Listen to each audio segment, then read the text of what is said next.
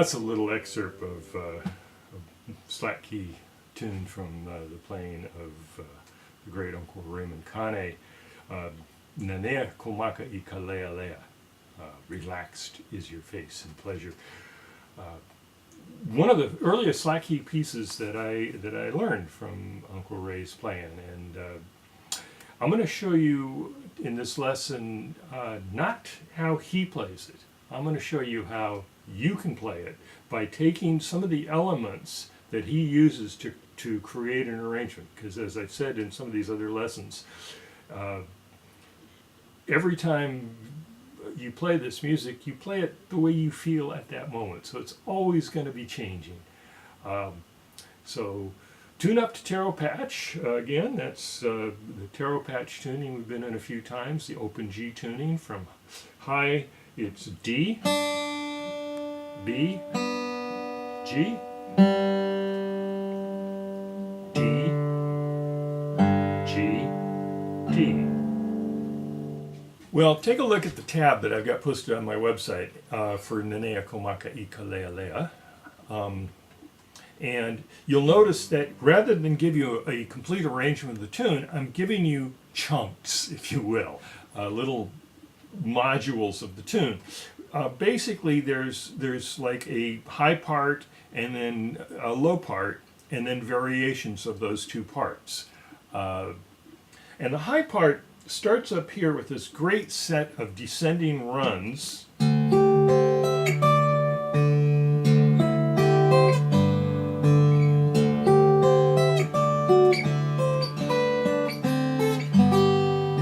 then you repeat that.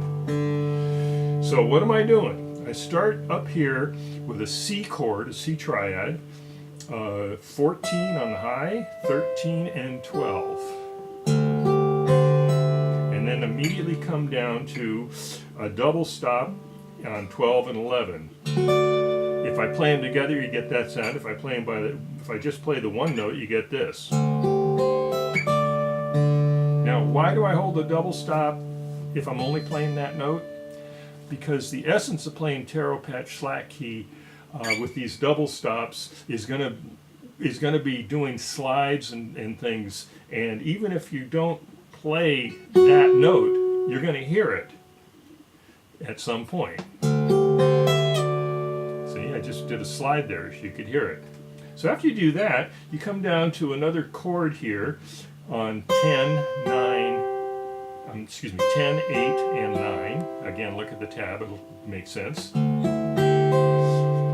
Play the same little finger pattern and then end up at home here, home being 9 and 7. And honestly, I don't know, sometimes I play that with a G bass, sometimes I just keep playing it with the D bass. So here's the whole first half of the lick.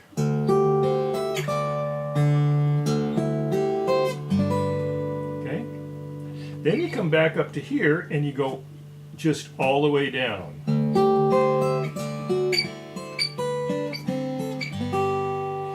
That's one of those just quintessential slack key licks where you're alternating your picking between low to high or high to low.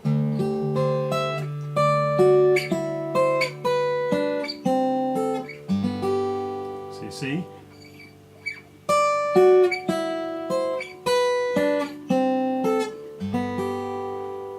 Okay.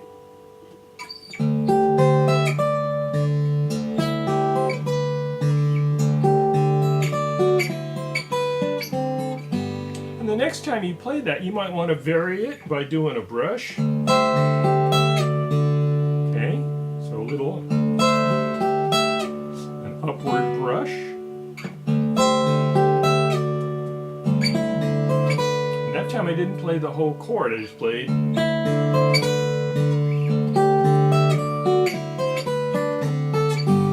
lots of slides. And there's some other little tricks you can throw in there, but for right now, just see if you can get that under your fingers. Well, as I said, the tune is basically a series of variations on a high part, a descending high part, and a low part. The low part sounds like this, and it's sort of based around going between a G chord and a D7 chord. So here's that whole low part without any variations, I hope.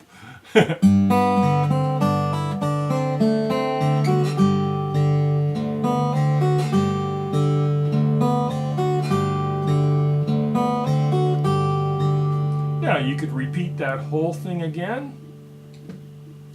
You could do that and then go back and repeat the first bit again. So here's what you got so far if you just play those two bits.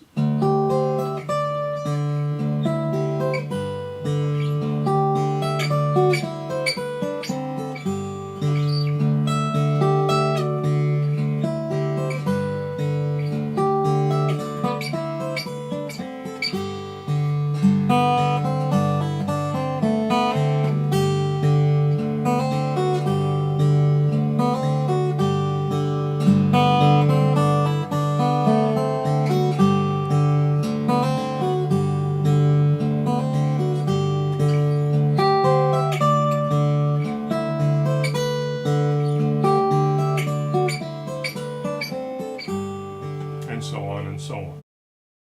Well, I've already shown you a couple things you can do to that high part. Instead of playing each individual note, you could play, like I say, an upward brush with a slide. Or you could go, so I'm just playing two notes. So what I do there is instead of going, I put a big slide in there.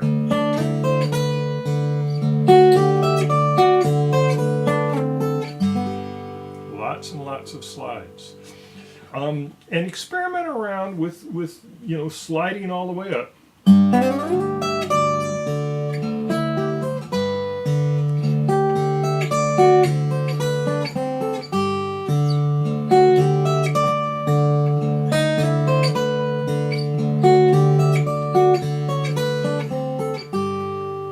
Get the idea. Now, one thing that Uncle Ray does that I think is really cool is he has this variation where he, instead of starting up here, he's going to start with a chord here on out of a G position. It's a G chord. It's 9, 8, 7, and you can play that with an upward brush.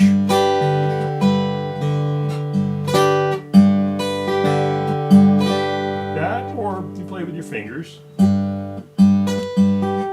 Or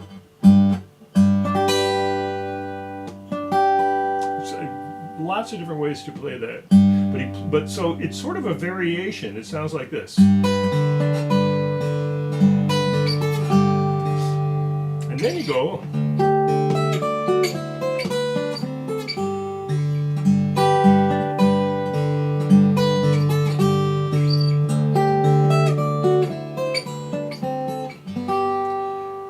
So it's just another way to play that high part, just to make it a little more interesting.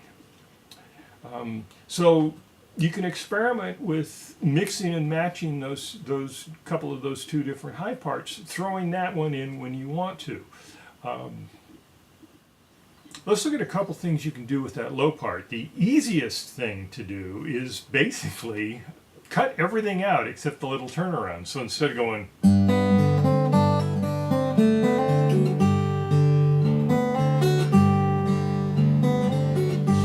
you can just do this, just that little turnaround bit. And this is how that would sound like. I'll come down from one time through the high part.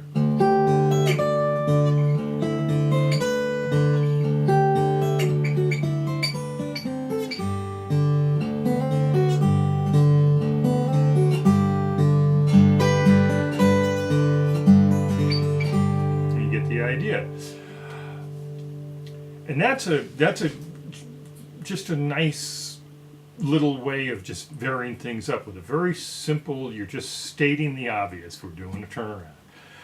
There's another variation of that Uncle Ray does, and I've heard other slack key players do it too. Everybody has their own way of doing something like this, and it sounds like this.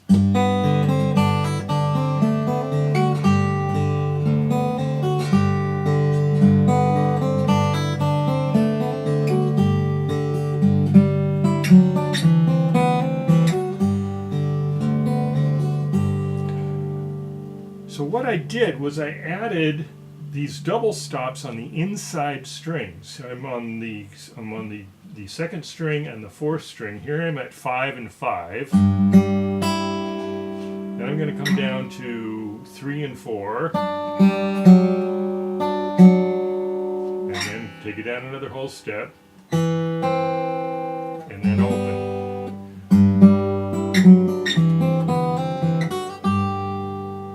And there's a million ways to play that lick.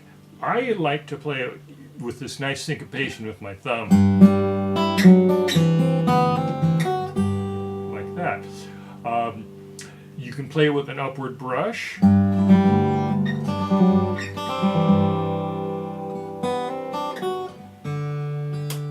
you play with a downward brush with your thumb. Like so.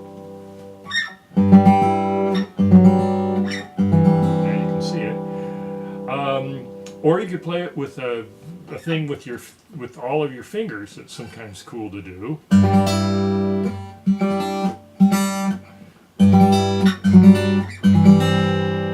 And that's just putting my thumb on the 5th string and 1 finger per string and doing a very rapid like that.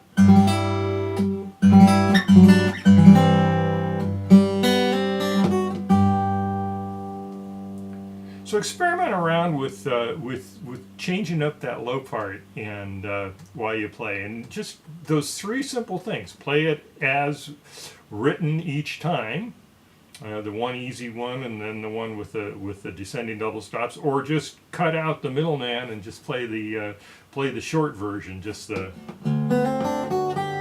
few times. Just that little bit will add a whole lot of variation and complexity to your playing. So check that out. So by mixing and matching these parts a little bit, you can sort of create your own arrangement of this tune without really a whole lot of effort. It makes it a lot more fun than just trying to memorize an arrangement the way somebody else played it. At least that's what I think. So, till the next time, stay tuned.